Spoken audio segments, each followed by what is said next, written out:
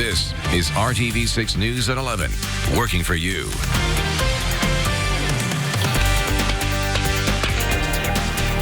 First at 11, homeowners reach out to RTV6 about an unusual problem that could happen to anyone.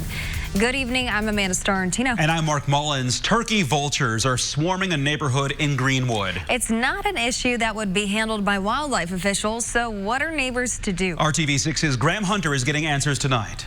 Birds of a feather. They are kind of a nuisance. Roost together. There has been turkey vultures flying around and landing on our houses. This neighborhood off County Road 400 West and Fairview Road is overrun. There's about 30 of them that will land, and they poop everywhere. Their feathers are everywhere. We found from the USDA that accumulated guano or bird droppings can cause health problems. Around 7 o'clock, they just start swarming the skies, and it is kind of creepy. We saw it for ourselves as the turkey vultures came home. They have roosted in the tree back there. Wildlife experts recommend using what are called harassment tactics just as the turkey vultures are starting to roost.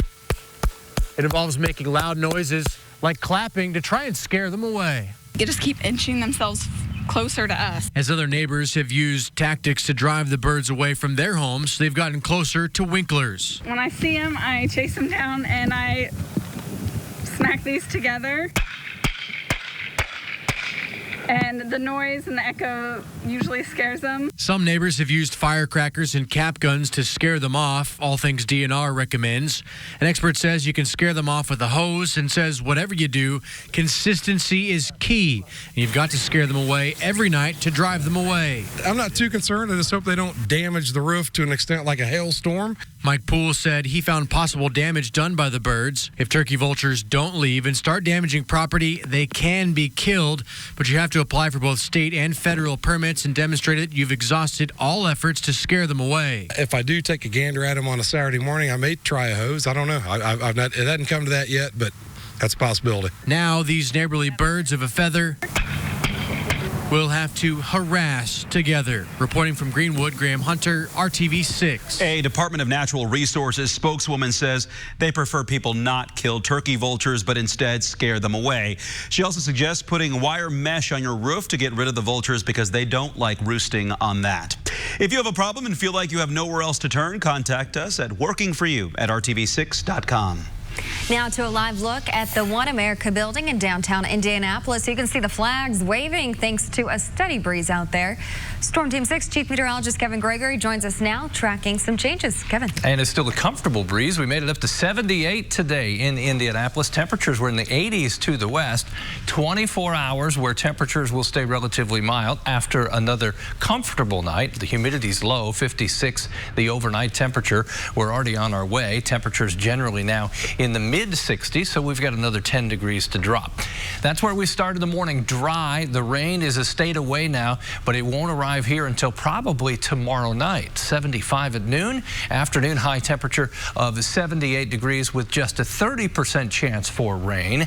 We'll pick up the timeline when rain becomes most likely, and of course look toward the weekend as well coming up.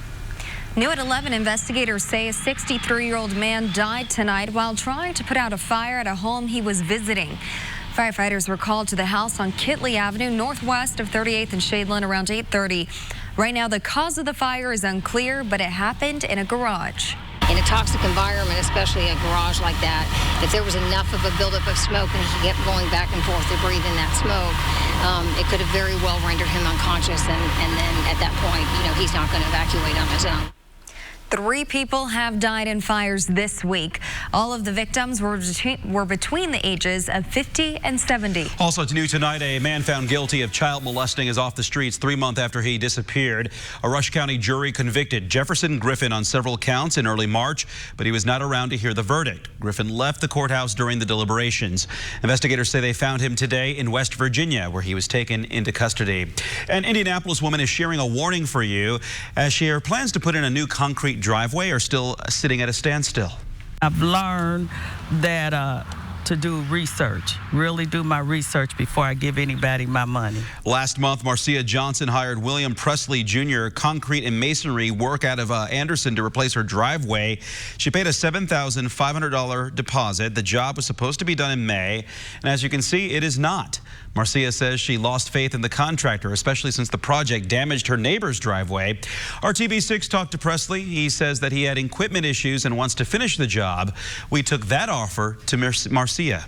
He's told me that his Bobcat, his equipment broke down, and that because of the rain, he was unable to get the job done in time.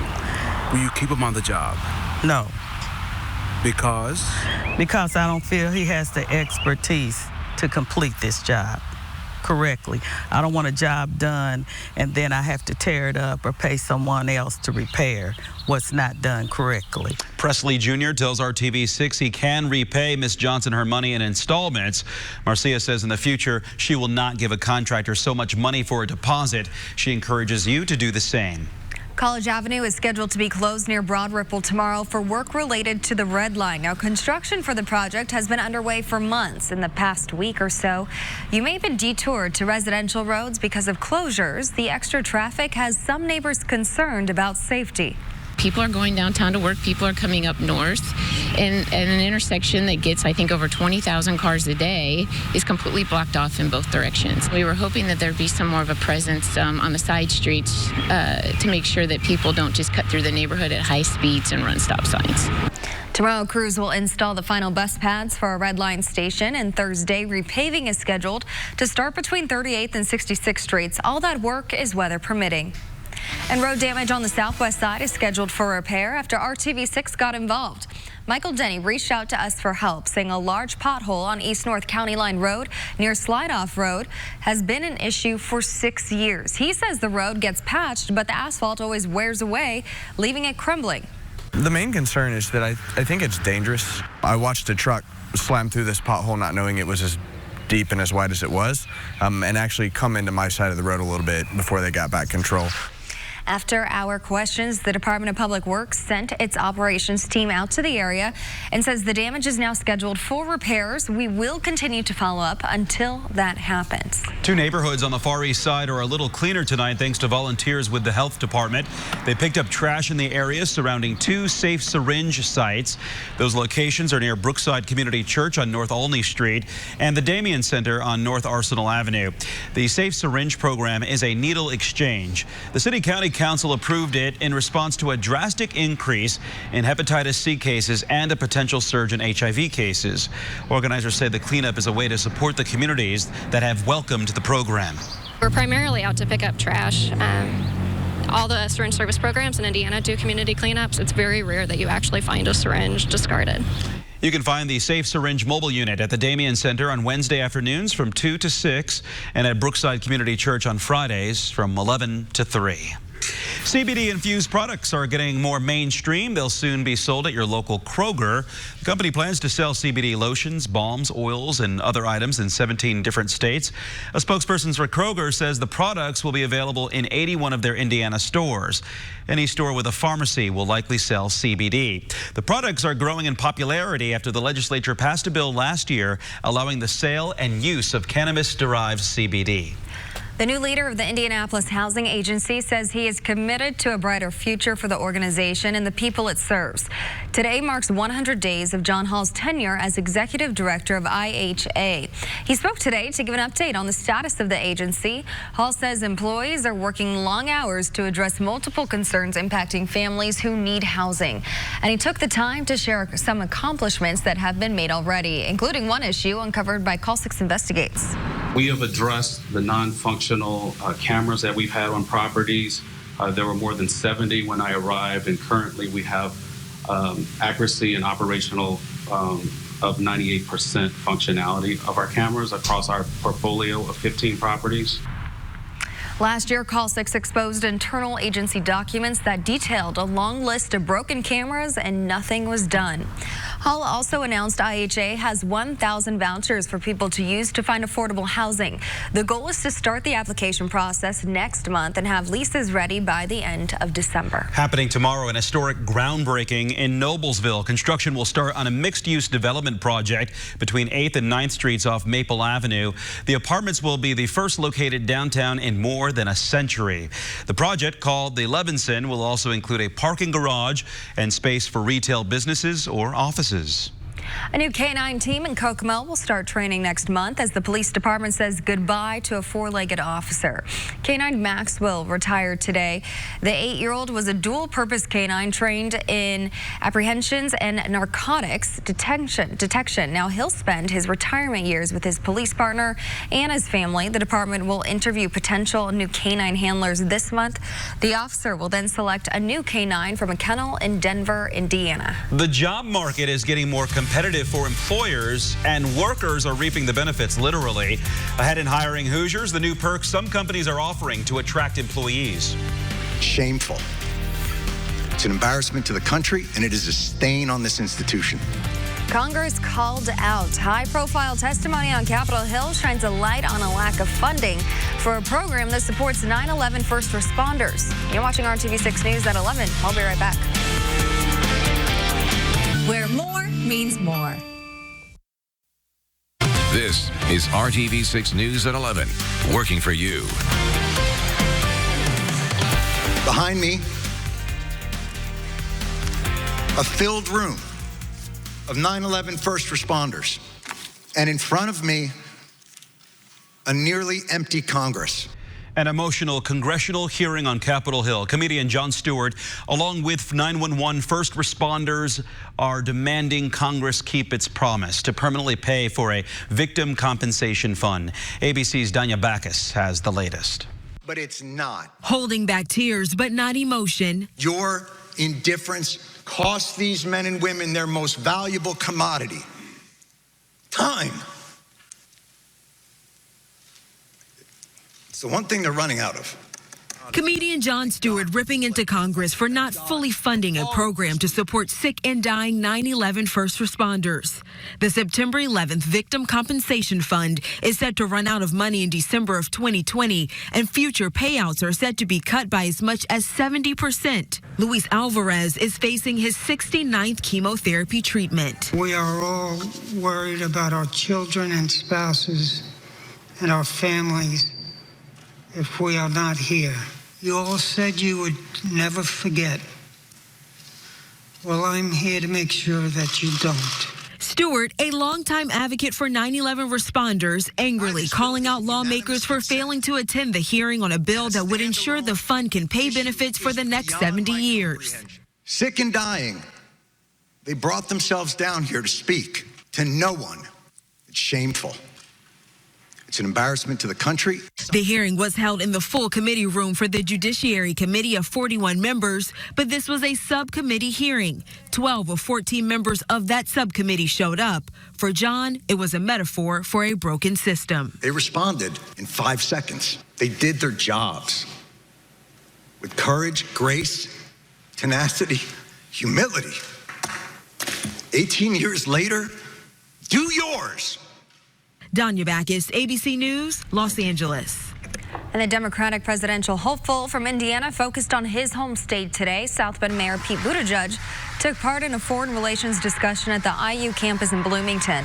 The 37-year-old is a veteran of the war in Afghanistan. He criticized foreign policy on both sides of the aisle. Since the election of the current president, the United States hardly has a foreign policy at all. And lest that seem like a partisan jab, I should acknowledge that for the better part of my lifetime, it has been difficult to identify a consistent foreign policy in the Democratic Party either. While the current administration lacks a coherent policy, it does show a pattern, a troubling one, when it comes to its conduct abroad. You can read more about Buttigieg's foreign policy vision by going to the RTV6 app and clicking on this story. Now to hiring Hoosiers, an RTV6 commitment to connect you to jobs, training, and other resources. With low unemployment numbers, the job market is trending in favor of employees. Many companies are offering better benefits to attract quality workers. Target just announced full-time and part-time workers will get 20 days of backup child care or elder care. The company's parental leave policy is also changing. Instead of 2 weeks paid leave, employees will get up to 4 weeks per year. Molly Vigil runs an employment agency. She says these types of perks help companies retain workers long term, which is important to many businesses. Adds a lot of value to the company when you've got a staff that really, knows a lot about the company, knows what they're doing, and can just add a lot of value to what they're doing every single day. The new Target benefits are set to start in the fall. Best Buy added a similar child care plan last year, and several companies have increased their minimum wage. If you missed today's job fair to work at the state fair, you can still apply in person. More than 1,000 seasonal positions are available related to parking, security, operations, tractor shuttles, and education. Organizers say many of the jobs are ideal for college students, people who are retired, or those looking to make some extra money on the side. A lot of variety. You have the opportunity to lead field trips and help educate children about where their food comes from to, again, helping people through our gates and getting them parked. You can apply at the State Fairgrounds Employment Office from 9 to 4 Monday through Friday. The office is inside Gate 6 off of Fall Creek Parkway. This year's State Fair goes from August 2nd to the 18th. Krispy Kreme is bringing a different kind of bright light to Times Square. The company plans to open a giant flagship store early next year. The location will include the world's largest hot light, theater seating for guests to watch the donut making process, and a glazed waterfall. The store will be shaped like a giant donut box. It'll be open 24 hours a day. I like that theater seating so you can watch the process. Right, and the glazed waterfall. Yep. I just looked up. About that. That's something. Some 24 different kinds of donuts. And hot and ready. You got it. Make your eyes glaze right over. Hey, Victory Field is still wide awake tonight. They're doing some cleaning there after the ball game tonight. They've got decent weather for a homestand, and tonight was just a fabulous night. Temperatures with low humidity are very comfortable. The chance for rain is there tomorrow, but not that great. It's tomorrow night into Thursday, where we'll see an uptick in the chance for rain. Friday, great way to end the work week. We'll do it dry, and then we get into an increasing chance for weekend showers and thunderstorms. We're dry across the Hoosier State. Illinois is dry as well. Rain not far, though. When you get west of the Mississippi, you can see portions of Iowa down to Kansas City, some showers and isolated thunderstorms. The temperature trend tomorrow, about like today, will be in the upper 70s for a high. We take a big dip as we get to Thursday. Temperature in the mid 60s, well below the 81-degree average high. We'll bounce back on Friday with temperatures in the mid 70s. Clouds will increase tomorrow. The rain chances hold off till late in the day. Increase as we get to tomorrow night and then into Thursday morning. 7 o'clock tomorrow night. Some thunderstorms southeast Indiana. A couple of these could be strong as we go through the late evening hours. Isolated showers and thunderstorms, and then overnight we see more coverage for the rain. As we wake up Thursday morning, ongoing rain probably for your drive into work. And notice the swirl here, everything kind of spinning around low pressure, and that will keep with it the chance for showers into the early afternoon hours on Thursday. It will be a windy day.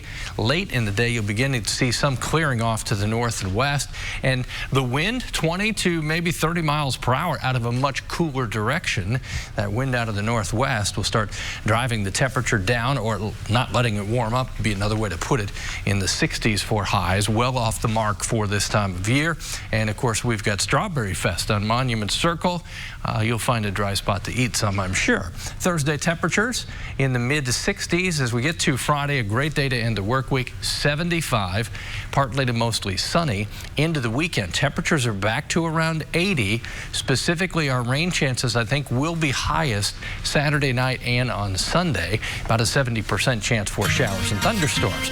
7-day forecast temperatures take their fall. They tumble Thursday to 65. Then we're back to about average or a little more as we get into the weekend, but we get into that daily chance for thunderstorms once again. And Victory Field, as you saw there, we didn't see the fireworks tonight. Friday nights after the game. We saw the cleanup tonight. I'm still getting over where you're going with that. I'm still getting over the fact I did something at the Fever game tonight I wasn't supposed to do. Oh, can we see that? I saw the video. We're going to show it to you. We're going to show you. I'm a little jealous. You should be. You can do it maybe too. A major absence on the field when it comes to the start of Colts minicamp. Andrew Luck explains why he's not out on the field when the news at 11. Zoo.com. Kids, grow up and be a long snapper. The Colts have had a few long-timers, and today signed Luke Rhodes to an extension. Get this, the former linebacker turned long snapper, getting a reported 4-year, $4.8 million. 1.2 is guaranteed. He's the highest paid long snapper in the NFL. Good gig if you can get it. Good evening. There's no question Luke is buying wherever dinner is tonight for the special teamers. Meanwhile, the team's 3-day minicamp is underway with a rather notable absence. Call it a strained relationship in tonight's Sports Extra Spotlight. It's really a numbers game in minicamp. There are 90 guys trying to make the Colts roster later this summer, and at quarterback, you'll see a 5, 6, and a 7. But look for a 12, you won't find him on the field. Why? Calf strain. I aggravated it, training, and things can be stubborn sometimes. I certainly don't feel as young as I once did, and I'm certainly also being conservative with things. It's one of the lessons I learned going through my shoulder. I try to get the most out of myself every day. So like Colts fans have seen before, Andrew Luck isn't so much on the field as he is currently in the classroom. Andrew's really been able to have even more input into the system this year in the meetings, putting his imprint on what we're doing. Now knowing what he likes and what he doesn't like and why he likes what he likes within our system, I think it's taken the meetings to a higher level. But while the other 3 quarterbacks are throwing in front of the cameras, it doesn't mean that Luck isn't throwing somewhere. No, I've thrown significantly, sort of off my feet to make sure I don't aggravate something, but keep my arm in shape, certainly, and there's a bunch to do there.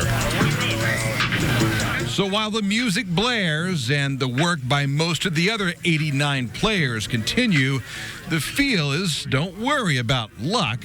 Heading into their own summer workouts, this is a group determined to make their own.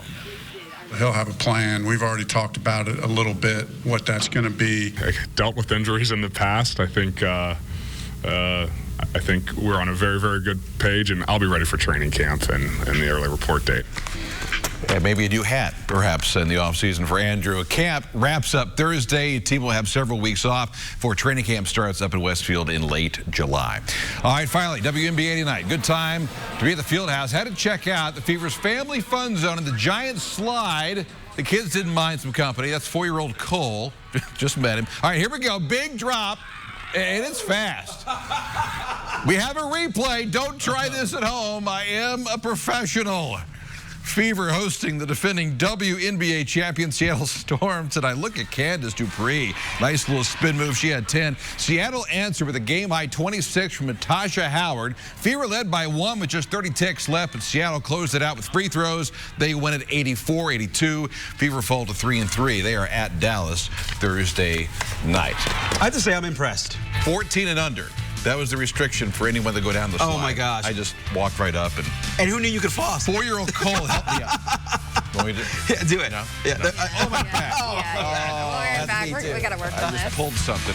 Oh. Qualifying checking account and get $300. Temperatures tomorrow in the upper 70s. Again, that chance for rain late in the day. Windy, showers, and much cooler on Thursday, and then Friday another nice day, just like today. I like that. I will take another day like today. Today was nearly perfect. It's hard to be perfection. Wow. You did a great job today, Kevin. Thanks for joining us. Good night.